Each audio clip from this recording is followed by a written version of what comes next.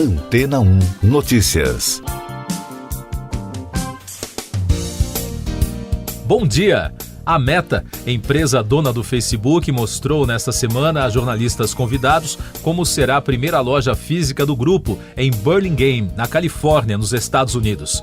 O local é decorado com várias telas de realidade virtual, exibindo jogos e salas para teste de dispositivos de videochamada e também abriga o campus Meta's Reality Labs, tudo no Vale do Silício, onde a tecnologia está presente por todos os lados.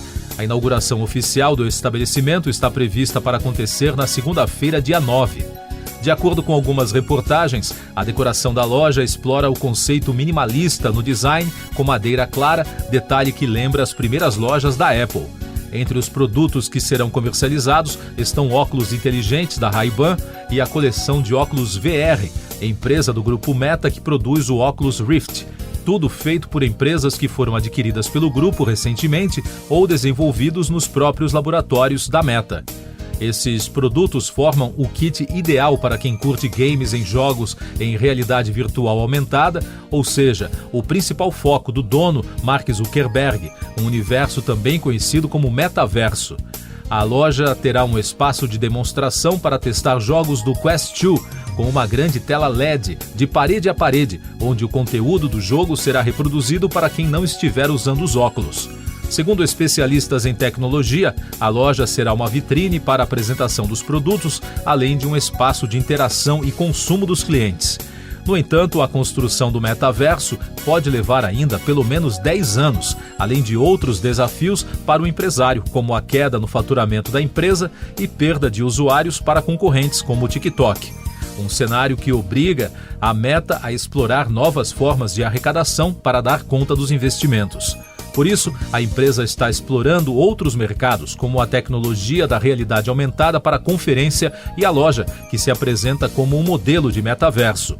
Os alicerces desse ambiente são a realidade virtual, realidade aumentada, hologramas e internet 5G. O termo metaverso foi usado pela primeira vez em 1992 na obra Nevasca, de Neil Stephenson, e ganhou os holofotes a partir do ano passado, depois que Zuckerberg anunciou a mudança do nome da empresa. O metaverso, ao lado das criptomoedas e NFTs, são as principais tendências tecnológicas do momento. E daqui a pouco você vai ouvir no podcast Antena 1 Notícias. Veto presidencial a leis de apoio à cultura pode cair, diz Pacheco. Brasil ganhou 2 milhões de eleitores adolescentes, diz Fachin. Ciclone atinge 115 cidades e deixa mortos em Santa Catarina. O presidente do Senado e do Congresso Nacional, o senador Rodrigo Pacheco, comentou os vetos do presidente Jair Bolsonaro às leis Paulo Gustavo e Aldir Blanc, que repassariam recursos para o setor cultural, um dos mais afetados pela pandemia. Segundo Pacheco, a tendência é pela derrubada dos vetos. Ele disse que as decisões do presidente serão democraticamente submetidas a uma sessão conjunta do Congresso, que ainda será marcada. Na quinta-feira, o veto à lei Paulo Gustavo chegou a ser incluído na pauta, mas a reunião foi cancelada por falta de acordo. Pacheco assume a presidência da República nesta sexta-feira, uma vez que o presidente Jair Bolsonaro, o vice-presidente Hamilton Mourão e o presidente da Câmara dos Deputados, Arthur Lira, têm agenda no exterior. O ministro Edson Fachin, presidente do Tribunal Superior Eleitoral, informou que o Brasil ganhou, entre janeiro e abril deste ano, mais de 2 milhões de novos eleitores entre 16 e 18 anos. O número representa aumento de 47% em relação ao mesmo período pré-eleitoral de 2018 e de 57% em relação aos 4 primeiros meses de 2014. Segundo Fachin, o resultado é um reflexo da mobilização liderada pelo tribunal e que teve adesão espontânea da sociedade brasileira. O ciclone que atingiu a região sul do país causou transtornos em 115 municípios de Santa Catarina. Segundo a Defesa Civil do Estado, 44 mil pessoas foram afetadas, moradores ficaram ilhados, 3 pessoas morreram devido ao mau tempo e 2 prisões foram inundadas pelas chuvas. No total, 7.100 pessoas estão desalojadas e 518 estão desabrigadas. E o número de municípios que decretaram situação de emergência já chega a 9. Essas e outras notícias você ouve aqui na Antena 1. Oferecimento Água Rocha Branca. Eu sou João Carlos Santana e você está ouvindo o podcast Antena 1 Notícias. Destaques da saúde. O Ministério da Saúde da Argentina confirmou um caso de hepatite aguda grave em um menino de 8 anos que está internado em um hospital de Rosário. É o primeiro caso da doença na América Latina. A Organização Mundial da Saúde emitiu em abril um alerta sobre essa doença desconhecida que está atingindo crianças e adolescentes. Nessa semana, a instituição informou que 228 casos foram registrados em ao menos 20 países, principalmente no território europeu. No Brasil, os testes positivos para a Covid-19 em laboratórios passaram de 8,4% na semana de 10 a 16 de abril para 13% na semana de 24 a 30. O levantamento do Instituto Todos pela Saúde analisou 195.123 testes moleculares realizados entre 1º de fevereiro e 30 de abril. E nas farmácias, segundo a Associação Brasileira de Redes de Farmácias, a Abrafarma, os testes positivos para SARS-CoV-2 também aumentaram 82% em uma semana. O país registrou na quinta-feira 151 mortes pela doença em 24 horas, totalizando mais de 663.900 óbitos. A média móvel de mortes nos últimos 7 dias é de 97, apontando tendência de estabilidade. Também foram notificados 21.100 novos casos de Covid-19, somando mais de 30 milhões e meio de infecções desde o início da crise. Com isso, a média móvel de casos no mesmo período de 7 dias chegou a 15 mil, com tendência de alta. Mais notícias sobre as eleições. O presidente Jair Bolsonaro disse na noite de quinta-feira que informou o presidente do PL, Valdemar Costa Neto, para o partido contratar uma empresa externa para fazer auditoria antes das eleições de outubro. Depois da fala do presidente, o Tribunal Superior Eleitoral confirmou por meio de nota oficial que os partidos estão autorizados pela lei a fazer suas próprias auditorias das eleições. O ministro da Defesa, general Paulo Sérgio Nogueira, enviou um ofício ao TSE pedindo à Corte que divulgue os questionamentos das Forças Armadas sobre o sistema eleitoral para dar maior transparência e segurança ao processo eleitoral. Os documentos foram enviados pelo general de divisão do Exército Heber Garcia Portela, integrante da Comissão de Transparência do Tribunal.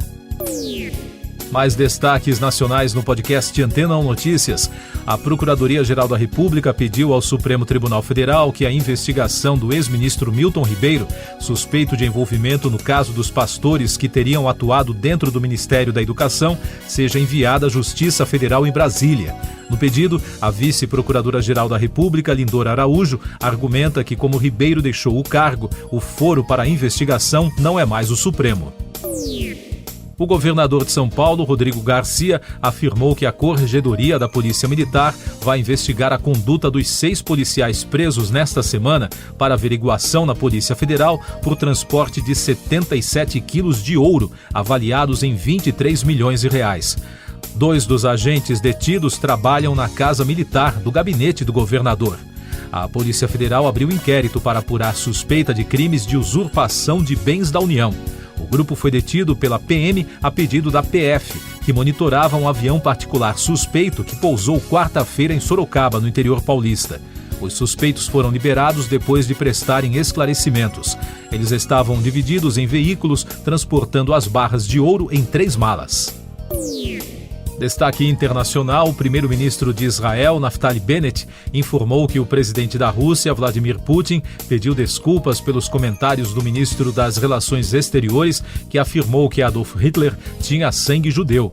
De acordo com um comunicado do gabinete do premier, após receber a ligação de Putin, Bennett aceitou o pedido de desculpas e agradeceu ao russo por esclarecer sua posição sobre o povo judeu e a memória do Holocausto.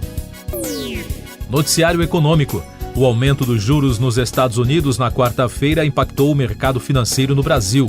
O dólar subiu 2,30% e fechou a quinta-feira cotado a R$ 5,017 na venda. Já o Ibovespa despencou 2,81%. Foi o maior tombo desde o final de novembro. o dia foi marcado por desvalorização generalizada, liderada pelas ações da Petrobras e dos bancos. Os resultados dos negócios no Brasil acompanharam o movimento nos Estados Unidos. As ações americanas fecharam em forte queda em meio a preocupações dos investidores com a elevação dos juros, considerada insuficiente para impedir o avanço da inflação. A situação nas terras indígenas. A APIB, a Articulação dos Povos Indígenas do Brasil, entregou um documento ao Supremo Tribunal Federal pedindo a proteção do povo Yanomami, que tem sofrido ataques de garimpeiros em Roraima. O grupo também cobrou uma resposta do governo. Um dos responsáveis condenados pelo extermínio de indígenas na terra Yanomami, o garimpeiro Eliésio Monteiro Neri, foi preso em Asa Branca, na zona oeste de Boa Vista, no Acre. O episódio, que ficou conhecido como Massacre de Ashimo, ocorreu em 1993 e foi o primeiro genocídio reconhecido pela justiça brasileira, quando 12 indígenas foram mortos, incluindo mulheres, idosos e crianças. O garimpeiro foi localizado em uma ação conjunta entre as polícias federal e militar. Também na quinta-feira, a Câmara dos Deputados aprovou a criação de uma comissão externa para acompanhar as denúncias de ataques contra a população indígena após relatos de desaparecimentos de crianças e do estupro de uma adolescente. O requerimento aprovado é de autoria das deputadas Érica Cocai e Joênia Wapchana.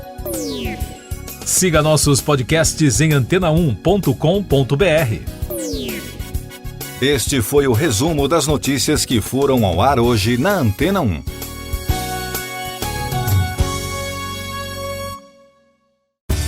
Depois de tanto conteúdo legal, que tal se hidratar com água Rocha Branca?